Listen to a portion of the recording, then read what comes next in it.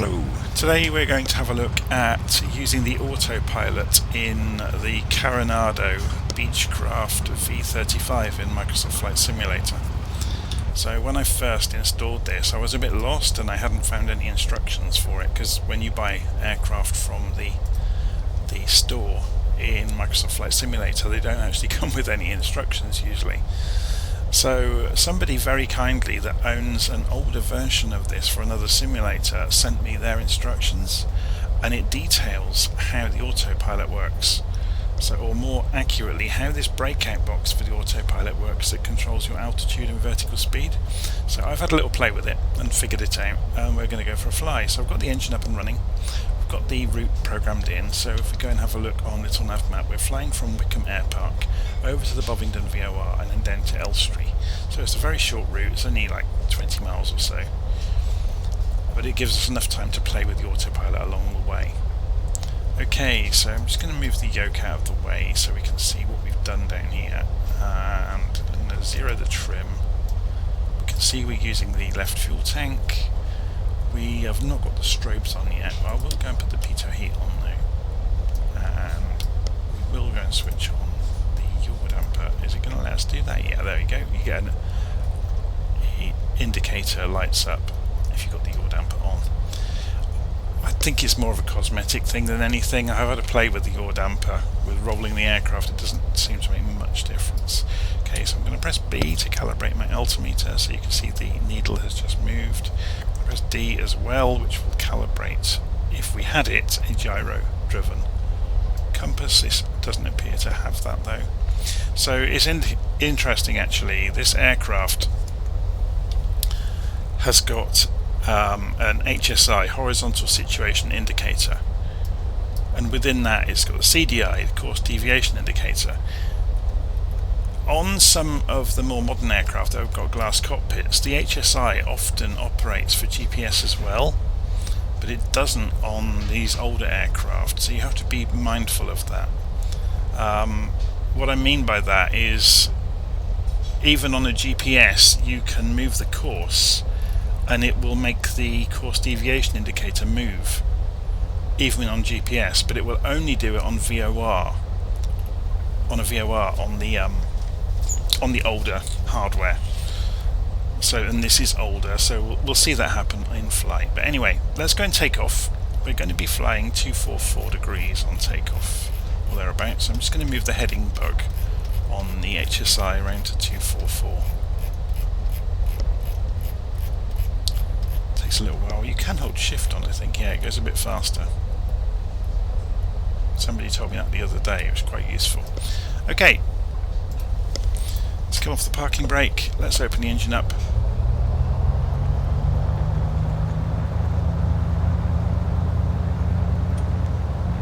So we're at Booker Airfield, which is where I've flown from multiple times in the past.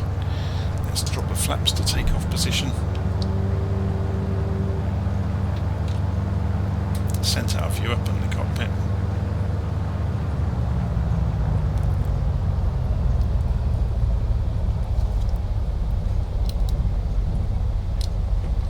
Slow down a little bit to make the corner.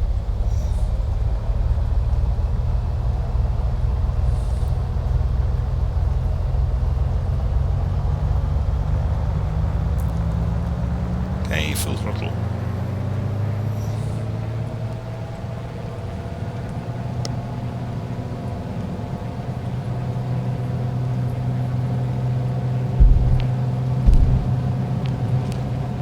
Start rotating, and we're off the ground just after 60 knots.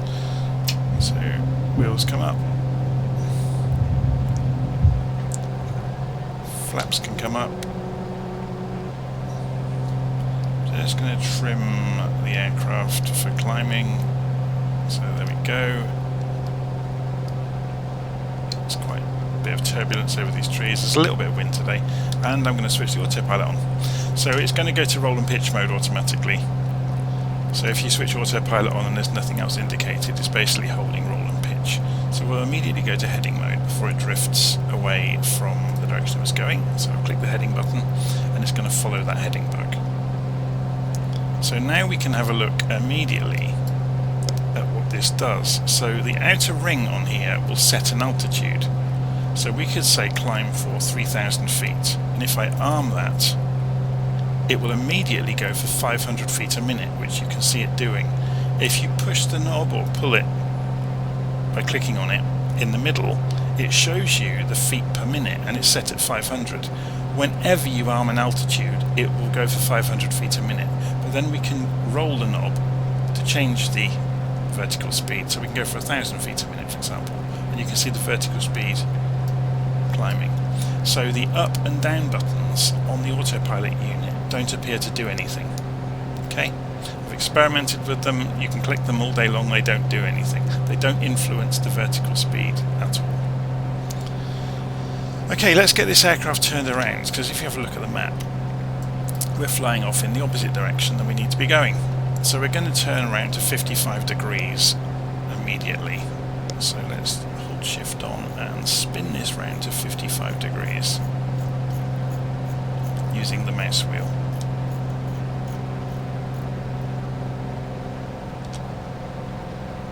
So the aircraft is now turning,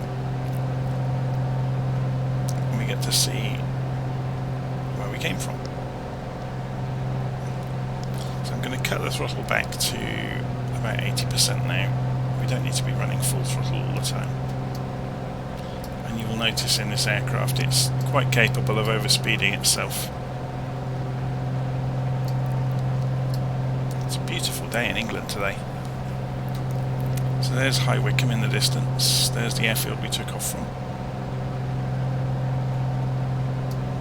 Okay, so let's have a play with some navigation while we're flying along. So we're going to go to the Bovingdon VOR 113.75.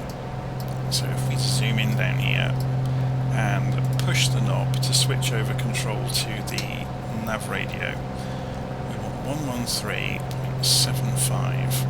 There we go, and we make it active, and you can see suddenly the CDI has swept across.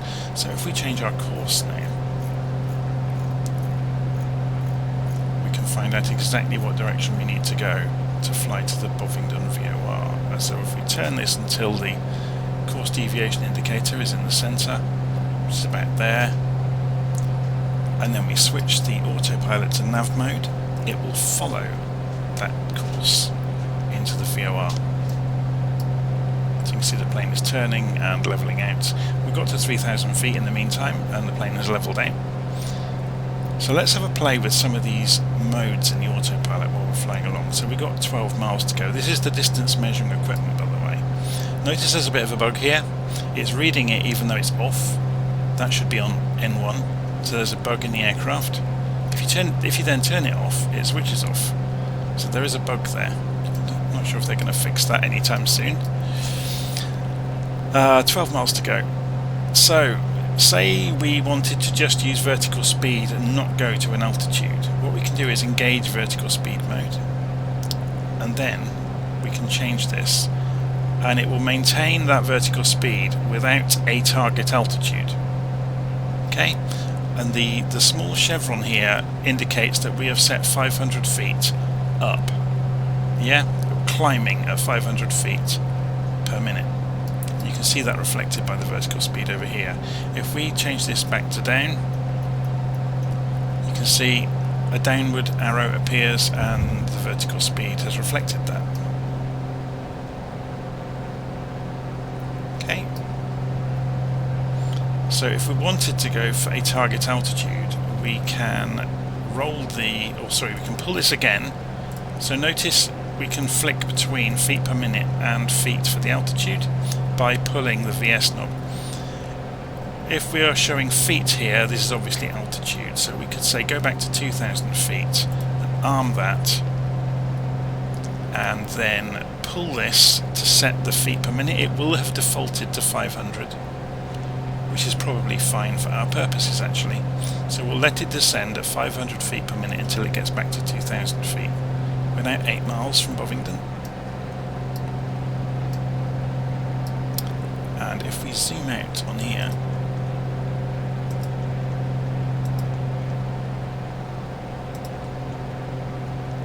I've actually got a mistake in the flight plan, haven't I? I've obviously programmed the wrong Bovingdon. Interesting. So we'll take no notice of what I've programmed into here, and we'll just go by the instruments, which is good, because this is kind of flying by VOR and not by GPS. Something I did want to illustrate though about GPS, you can see my track was way over there. So if we did go for GPS mode, so we can either press the CDI button here to change the GPS, or the button here. So if I press it, it reflects it with GPS written here, and it's going to try and follow that track. But watch the course. No matter what I do to this, it's not going to change the course deviation indicator. So this line is not going to move. So the course means nothing if you're on GPS. But if you change back to VOR, the course obviously means the course you want to fly into the VOR station at. So by lining this back up, we know that if we fly 80 degrees here, for example, we'll be flying directly towards the VOR station, which is only 5 miles away from us now.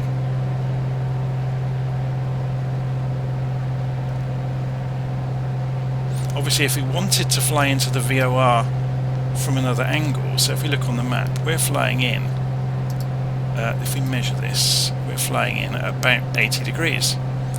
But what if we wanted to fly in, for whatever reason, at 95 degrees? Well, we can do that. We just change the course to 95 degrees. Notice the plane is going the opposite direction. So what it's doing is going over to join that 95 degree line. Yeah? And it will wait for the course deviation indicator to sweep in, and then it will straighten itself out. It will do it very gently. You can see it's already starting to turn right.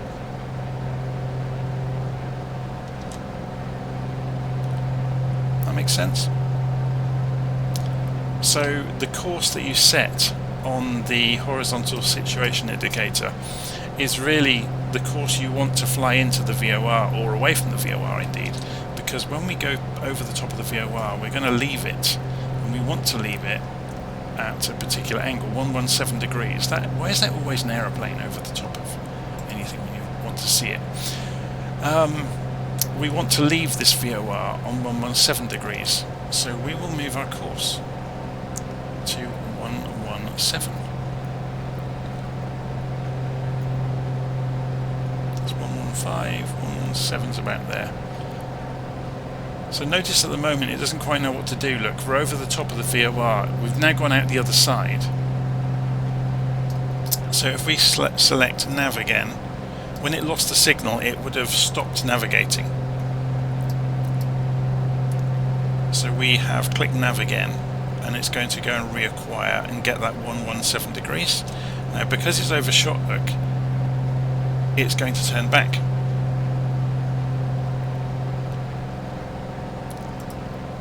So we are happily flying along 2,000 feet a minute, and it's, notice when this got to 2,000 feet it went to altitude hold mode all on its own. So let's just test that out again. So if we go to 3,000 feet on here and arm it, that will immediately climb at 500 feet per minute, and you can see it's captured. So what captured means is you are now within 1,000 feet of your target altitude. Yeah, that's what capped means. You can see that down there. So you don't get an audio beep when it happens, but you do see capped appear, and you see the word alert.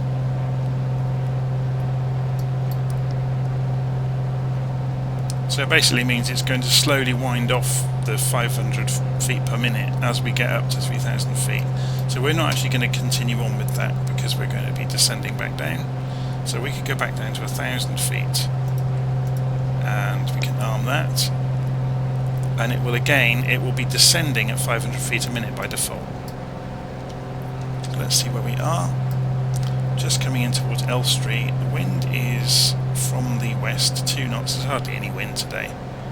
So what we'll probably do is fly and do a right circuit in to Elstree. So can we see it yet?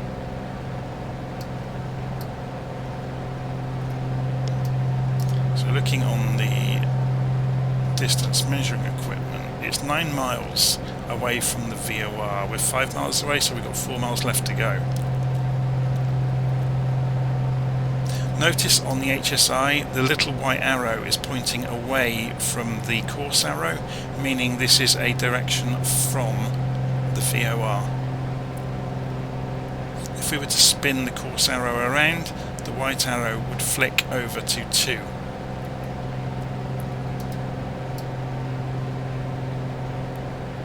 So we are now 3 miles away. And here's the runway down here. So let's have a look at the runway direction. We want to fly 80 degrees. So what we'll do is switch back over to heading mode. We'll get this ready though with 80 degrees. And we'll switch back to heading mode. So now it's going to follow the heading bug. We'll also slow down a little bit. So you can see the plane is now turning towards 80 degrees, which is the reciprocal of the runway direction.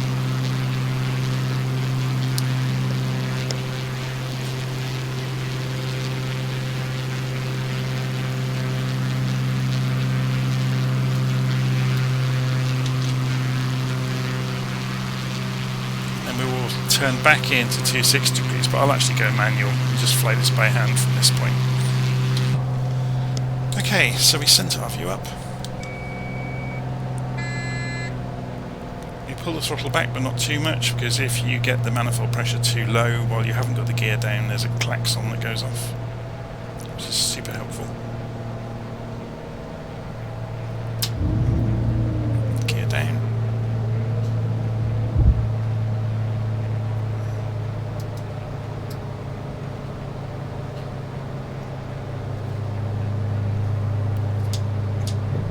Flaps down.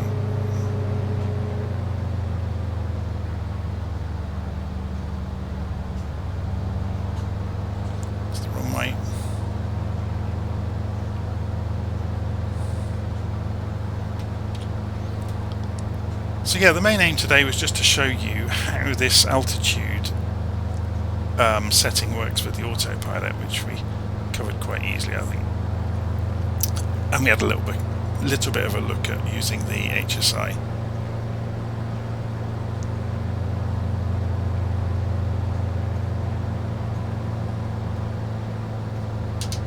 Full flaps.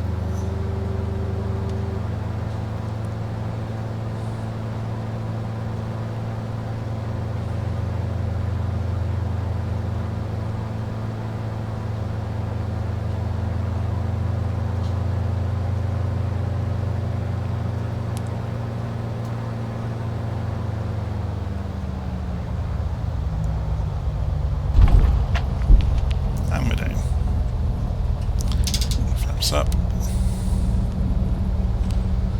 We can taxi back on the grass, I think.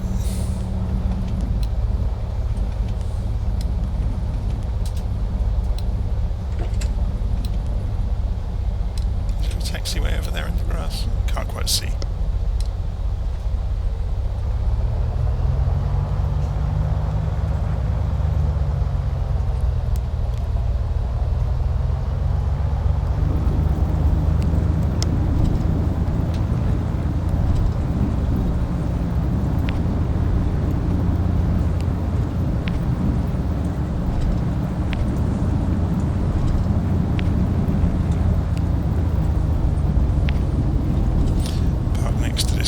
Shall we?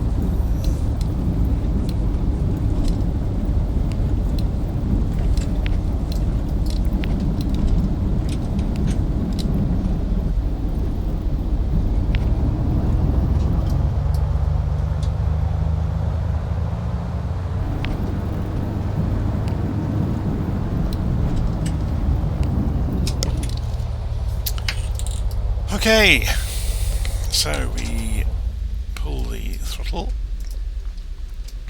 Oh, sorry, don't pull the throttle, we pull the mixture to empty the fuel. and the alternator can come off, the pitot heat beacon nav lights can come off, the avionics can come off, and then the battery can come off, and we're good to go. Let some air in. Oh hello, we've got the petrol lorry doing donuts in the grass. Okay, so this is Elstree. Elstree is actually a really well modelled airfield, although you get the kind of the ground traffic doing crazy stuff. Otherwise it's actually really nice. Okay, so there we go, that's all I'm going to cover today. That was really just to show the autopilot and the altitude control in the V35 in Flight Sim. I'll see you again soon.